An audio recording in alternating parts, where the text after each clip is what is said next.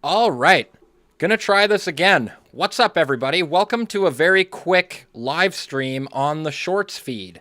Now, there's a few things going on that I wanted to make videos about, but there's so much going on in the news and so little time. So I want to get to the latest developments in Jamil Jivani's trip to Washington, D.C., because the Liberals are melting down about this one. And I want to start off with this obviously satirical post from fake Mark Carney. This is disgusting. Not only is Jamil Jivani working with the Americans, it turns out he sent 4 emails to our government offering to help. If he proves that our relationship can be repaired, what will I use to scare voters with in the next election? This is why I need to ban X.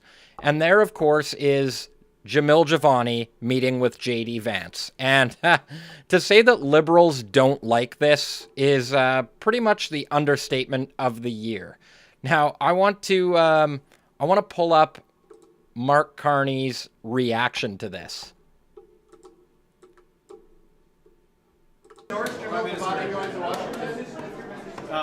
We have extensive contacts with the U.S. administration, constant contacts with the U.S. administration. Minister LeBlanc gave a briefing to Mr. Jivani, who I don't believe is the trade critic for the opposition, certainly not the Minister of International Trade, nor the Prime Minister. So what do you think he's going down there? What do you think of Trade Bear's letter? What do you think? I think it might have something to do with Why do you think he's going down there? I think it might have something to do with all of you. What a nonsensical answer from Mark Carney. So why exactly is he going down there? Now, I played this on my channel last night, but in case you're living under a rock, I want to pull this up and because I think this is really important. The Canadian people exactly why. Because you're probably going to hear about it. I'm going to Washington because I want to help Prime Minister Mark Carney be successful in negotiating a trade deal with the United States. Now that might sound counterintuitive because I am a principled conservative, he is our liberal prime minister, but the reality is that this is not a partisan issue. CUSMA and trade with the United States is so important to the Canadian economy and to our future as an independent, self-reliant nation that conservatives and liberals don't need to fight over this at all. In fact, we need to work together. The leader of the Conservative Party, Pierre Poilievre, has said as much. He has offered help from conservatives to the Liberal government on this issue, and I'm acting on that. In my opinion, this is not about posturing or politics. This is about business and workers. This is about unions and entrepreneurs. This is about whether we have a growing economy with stability for investment and opportunity for our young people. Stability in our economy. Exactly. 80% of our trade is done with the United States. To keep that going, that is stability. And it's also common sense. Or whether our economy is perpetually in a state of uncertainty. I am kind of sick and tired of the politics on this issue. I'm sick and tired of the posturing and the virtue signaling. I'm sick and tired of people being worried about what someone's going to call you on Facebook or on social media comments, what the media might say. The reality is that there are people suffering right now in our country because of the state of our economy. And in as much as we want Canada to be as strong and independent as possible, the reality is that 3/4 of our exports go to the United States. And if we want an economy that is good for our young people, if we want an economy that supports public services for seniors in our communities, we've got to work with the Americans. There are people who've been running around this country for over a year now, talking about their elbows, flapping about. I just don't find that impressive. I don't find it serious. Elbows up was never serious. It's a hockey term that pretty much implies dirty play, right? You go to the penalty box for putting your elbows up. Take this issue seriously. And as a guy who went to law school in the United States and has a strong network there, I think I have something to offer to help build bridges of communication between our two countries. And that's exactly what I'm going to do. But the Liberals will tell you that this is bad, right? Because he's talking, of course, about JD Vance, because he was JD Vance's roommate, not roommate, but they were friends at Yale University. And so all of a sudden, that's a bad thing, right?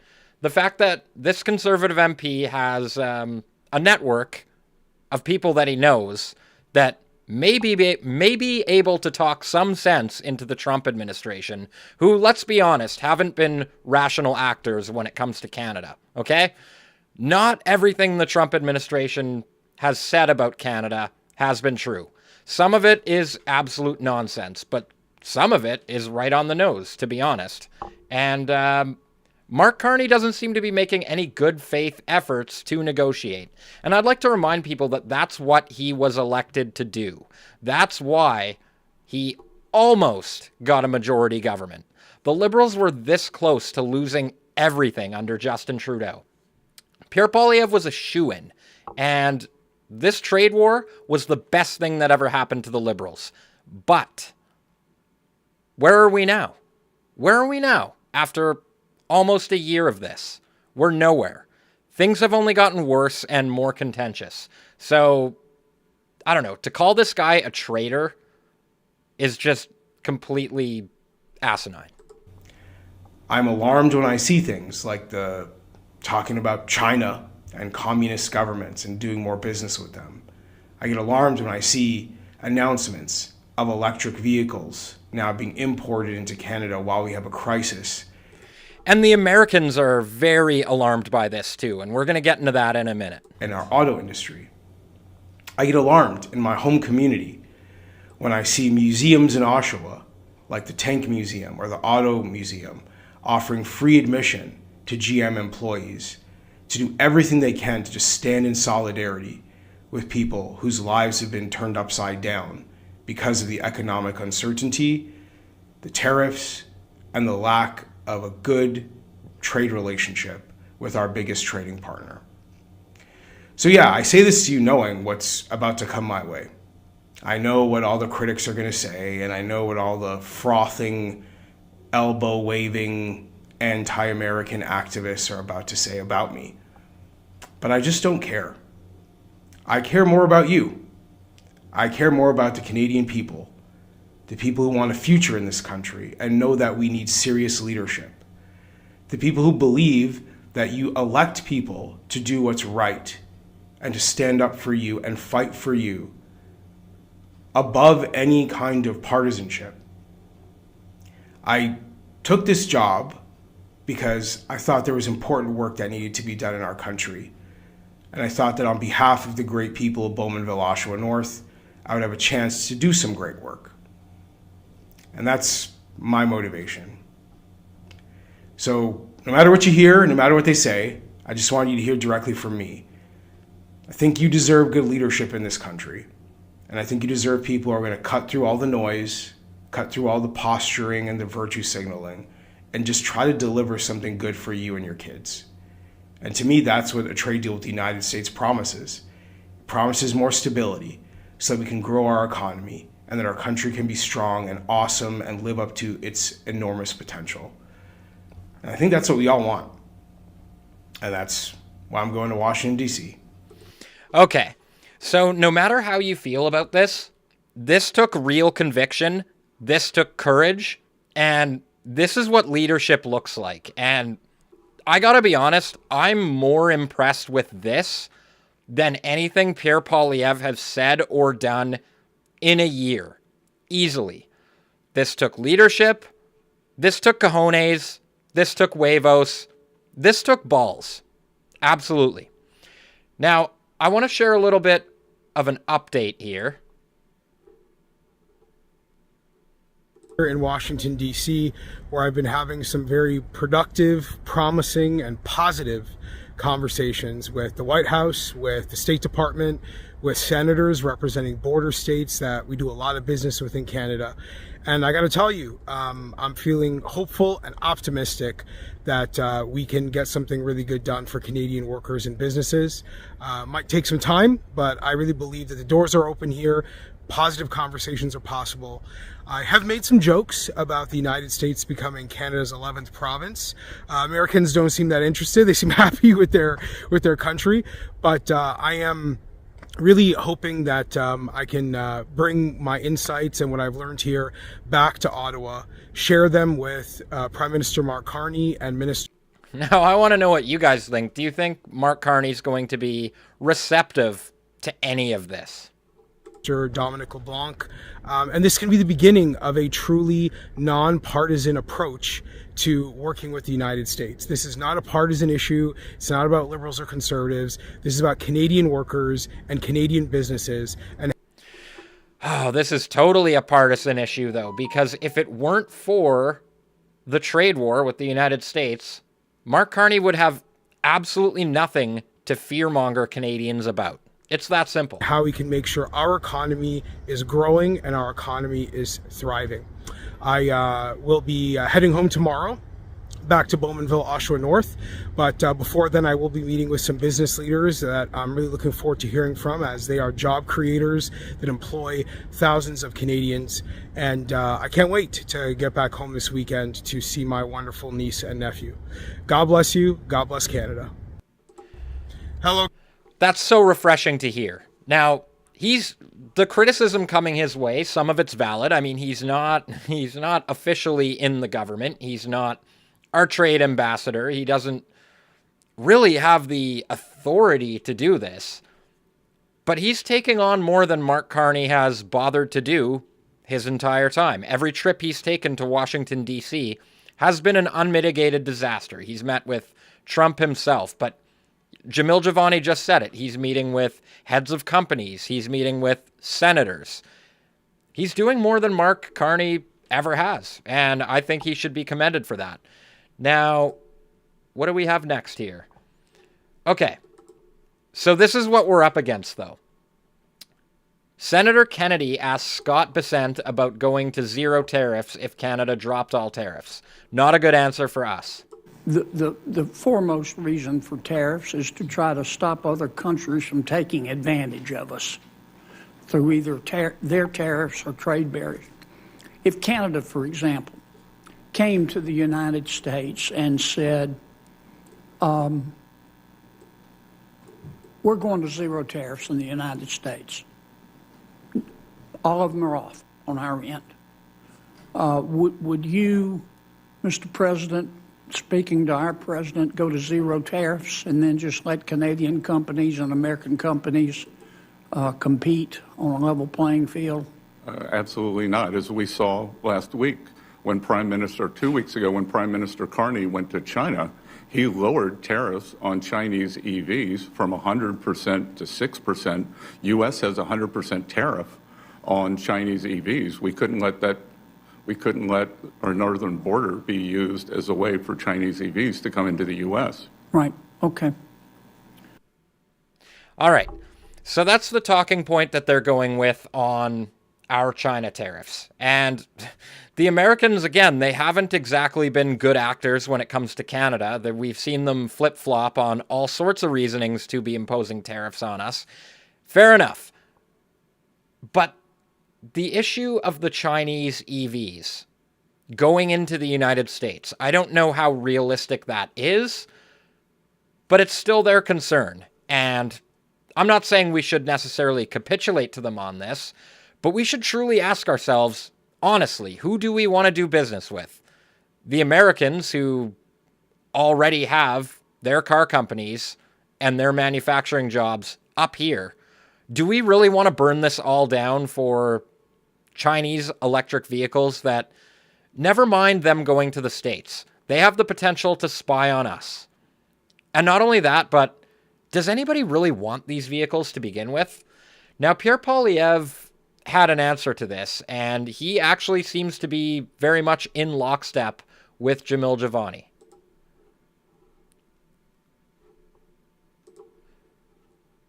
So we'll just fix this up so you can see it a little bit better.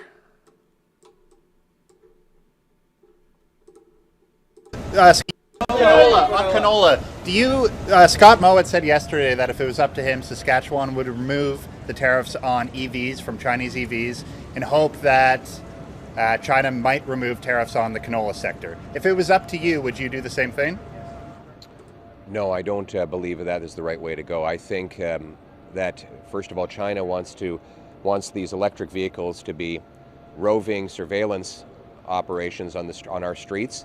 And in 10 years, God forbid, there's a conflict, and then there's millions of those vehicles surveilling our population in our streets. That would be a strategic problem for our country. So I respect Scott Moe. He's a great premier. I just respectfully disagree with this point. What I would do instead is I would cancel the $1 billion loan the Liberals are giving under Mark Carney to buy Chinese-made ships. I would say to the dictators in Beijing, you are not going to be selling $1 billion of ships to our country when you are unlawfully and unfairly targeting our canola producers with tariffs.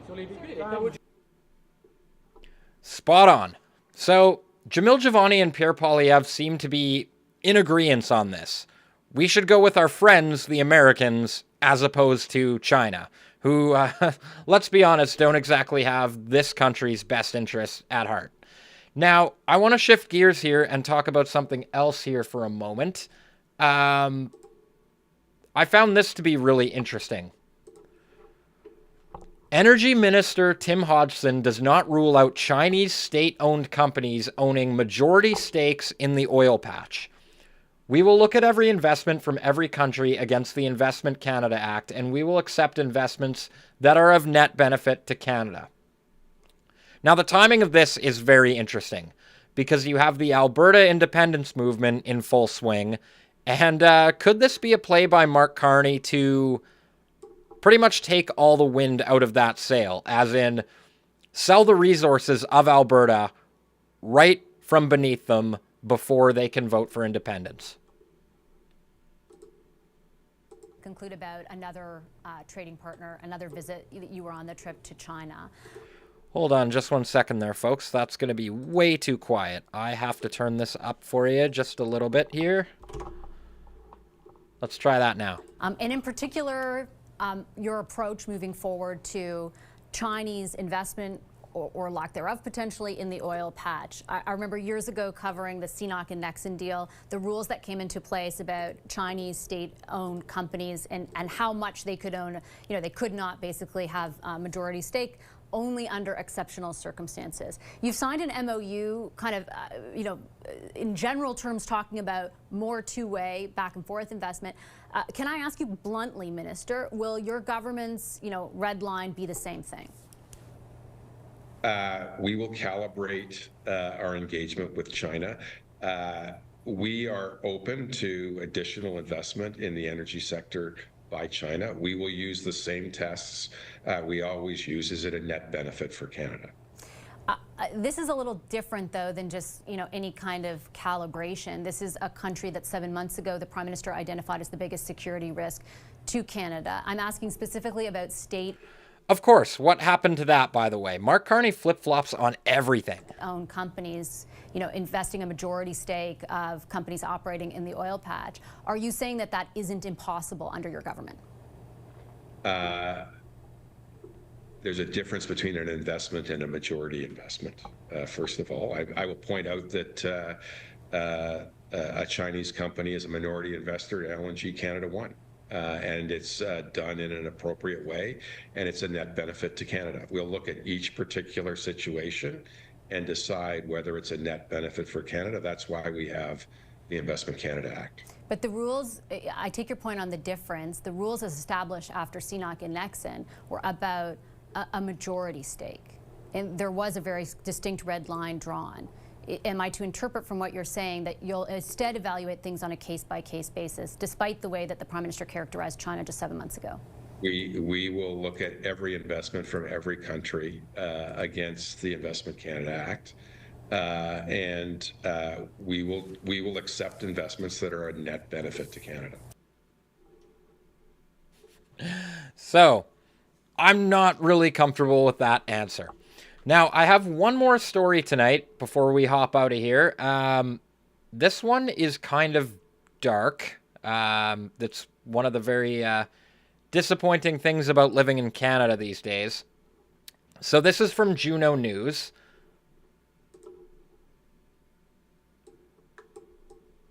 Reports show assisted suicide being offered to veterans and people with disabilities without consent, raising serious concerns about coercion, discrimination, and neglect.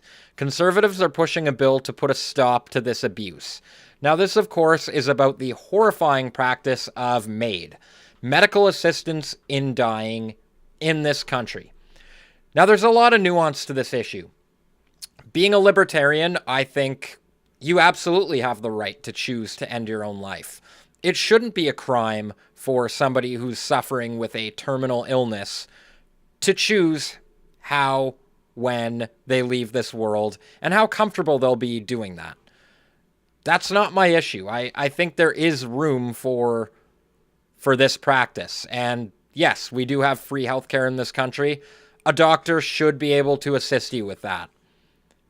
However, a lot of people have argued that this is a slippery slope to what we're seeing now. And hindsight being 2020, they're absolutely correct. What we're doing in this country with MAID is horrifying.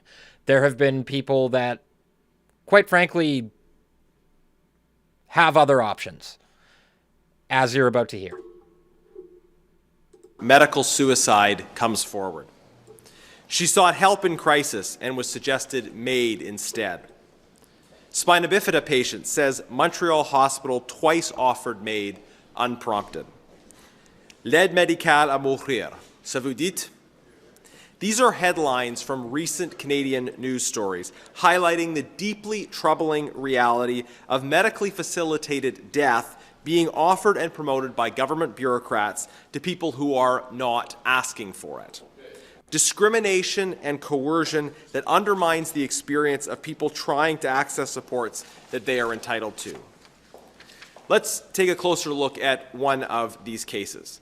Nicolas Bergeron, a 46-year-old man in Quebec, was not interested in medically facilitated death, but a social worker who came to his house for an entirely different reason repeatedly tried to push him to change his mind. Okay, that is absolutely horrifying, okay? It's pretty clear to me what's going on at this point.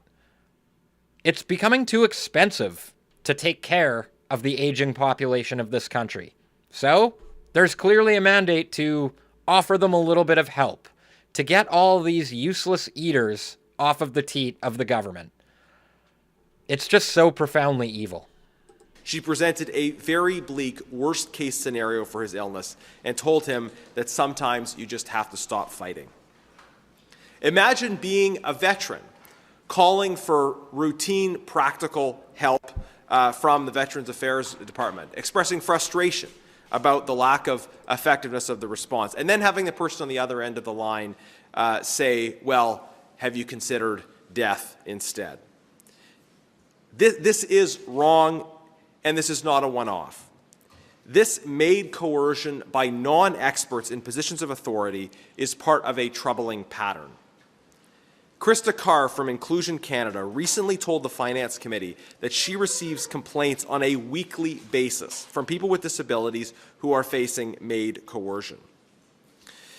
And so it is in this context, to respond to the concerns of veterans, people with disabilities, the elderly, and people living in poverty, that I have put forward Bill C-260, an act to prevent coercion of persons not seeking medical assistance in dying. As the name suggests, this bill does not apply to or impose any limitation on a person who is seeking medical assistance in dying. It only applies to those who